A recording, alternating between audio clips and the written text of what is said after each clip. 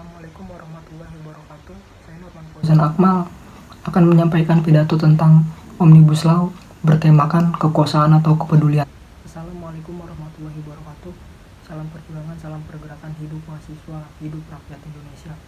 Selamat pagi, salam sejahtera bagi kita semua dengan mengucap syukur kehadirat Allah Subhanahu wa taala yang telah memberikan nikmat dan karunia kepada kita, dan tak lupa kita haturkan sholawat serta salam kepada baginda Nabi Muhammad SAW yang telah membawa kita dari zaman kegelapan hingga zaman terang benderang saat ini. Yang terhormat Puan Maharani, Ketua Dewan Perwakilan Rakyat Indonesia, dan juga rekan-rekan Dewan Perwakilan Rakyat Indonesia yang saya sayangi. Beberapa waktu lalu kita digegerkan oleh rancangan undang-undang yang sangat kontroversial, yaitu rancangan undang-undang Omnibus Law.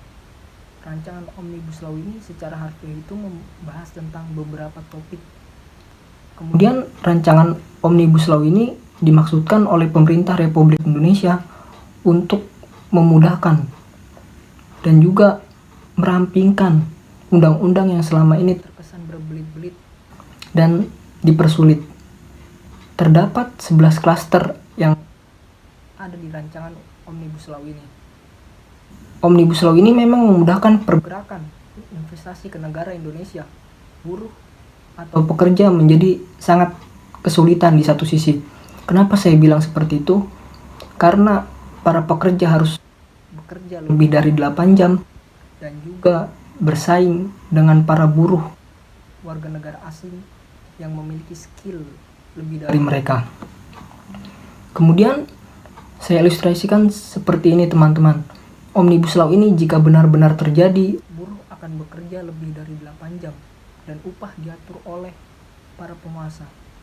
Bagaimana tidak? Omnibus Law ini sangat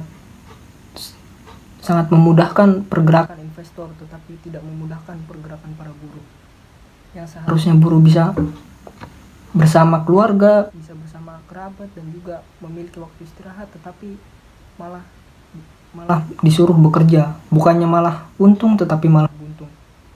Kemudian rancangan Omnibus Law ini tidak memiliki pijakan hukum dalam pembuatannya.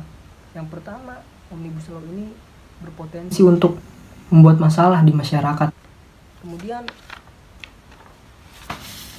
yang kedua, Omnibus Law ini terkesan terburu-buru dibuat oleh pemerintah karena telah di ujung tanduk DPR akan menyelesaikan masa jabatannya di 2020. Kemudian yang ketiga, hal ini dilakukan secara terburu-buru karena tidak melibatkan buruh ataupun rakyat yang seharusnya menjadi solusi atas rancangan Omnibus Law ini, teman-teman. Kemudian hal ini terlihat dari satgas yang dibuat oleh pemerintah.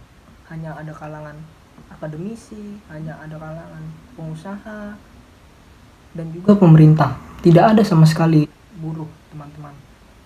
Kemudian Omnibus Law ini berpotensi melanggar hak warga negara, yaitu buruh, terutama dari jam kerjanya.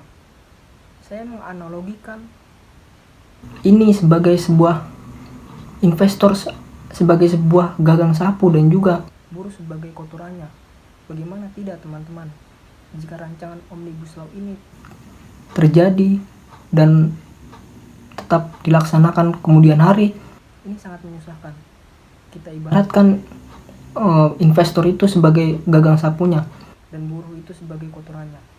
Jika buruh tidak mengikuti aturan dari pengusaha tersebut, maka siap-siap akan dipecat atau tidak mendapatkan hak-hak yang seharusnya diterima oleh para buruh. Kemudian dalam pernyataan pengamat hukum dari Universitas Islam Negeri Syarif Hidayatullah, Andi Syafarani mengatakan bahwa banyak negara sebenarnya sudah kapok menggunakan Omnibus Law, teman-teman. Sedangkan Indonesia menggunakan Civil Law. Jadi menurut Prof. Andi ini bahwa Omnibus Law ini tidak membuat buruh menjadi demokratis, tetapi malah menyusahkan. Kemudian ada testimoni yang kedua, teman-teman, dari para akademisi, yaitu salah satunya filsafat Rocky Gerung. Dia mengatakan bahwa dinilai oleh Rocky Gerung bahwa ini memanjakan investor. Kemudian salah satu kata-kata yang saya kutip dari Rocky Gerung adalah, saya nggak baca rancangan undang-undang itu 1700 pasal. Otak saya hanya menyatakan bahwa di situ ada penyeludupan.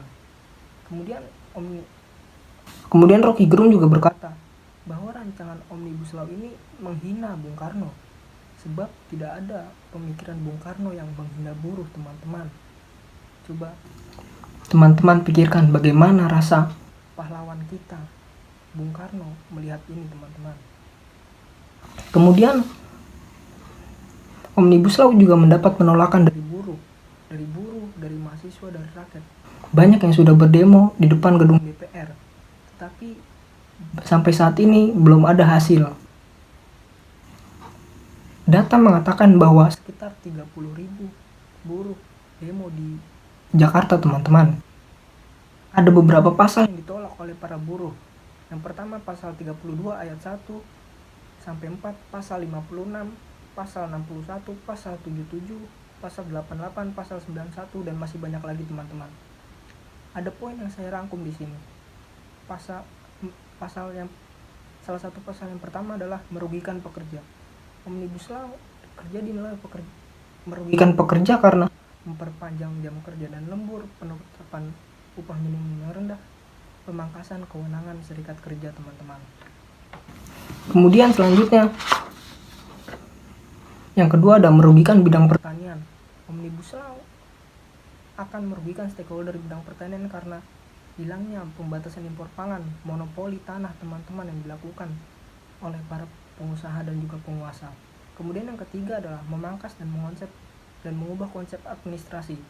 Jadi di sini ada penghilangan izin mendirikan bangunan yang seharusnya ini tetap menjadi aturan yang ada di Indonesia. Kemudian ada reduksi atas substansi AMDAL. Bagaimana jika tidak ada AMDAL? Maka lingkungan kita akan terasa sangat kurang berjalannya, teman-teman. Karena bumi ini harusnya dijaga, tetapi malah dirusak oleh pihak-pihak tertentu. Kemudian Omnibus Law ini tidak transparan karena minimnya partisipasi masyarakat dan juga buruh yang seperti tadi saya sebutkan, teman-teman. Kemudian draft kontroversial Omnibus Law sebagaimana dijelaskan di atas menjadikan buruh tidak memiliki hak-hak yang seharusnya dipenuhi oleh pengusaha sebagai tanggung jawabnya. Seperti yang saya kutip dari kata Wiji Tukul, jangan kau penjarakan ucapanmu jika kau menghamba pada ketakutan, karena kita akan memperpanjang barisan perbudakan. Jadi teman-teman bisa menilai sendiri bagaimana Omnibus Law ini sangat membuat para buruh tersiksa dan juga tercekik, karena mereka hanya dianggap budak oleh penguasa tanpa adanya hak-hak yang dipenuhi. Jadi teman-teman, kita bisa tarik kesimpulan bahwa Omnibus Law ini menyederhanakan aturan-aturan yang juga seharusnya berbelit-belit tetapi dipermudah dengan maksud yang sangat tidak bagus, teman-teman. Jadi saya berharap kepada teman-teman yang melihat video ini, kita lebih baik melawan, teman-teman, penindasan daripada kita diam terhadap pengkhianatan. Mari kita kawal, teman-teman, hak-hak para buruh, kita suarakan dengan keadilan, dengan lantang. Lebih baik kita melawan daripada kita hanya diam dan mengikuti apa kata pemerintah, karena itu merupakan suatu hak kita untuk mengkritisi pemerintah. Jangan sampai kita hanya diam, dimakan omongan-omongan yang kurang, membuat rakyat-rakyat menjadi sejahtera. Hidup mahasiswa, hidup rakyat Indonesia.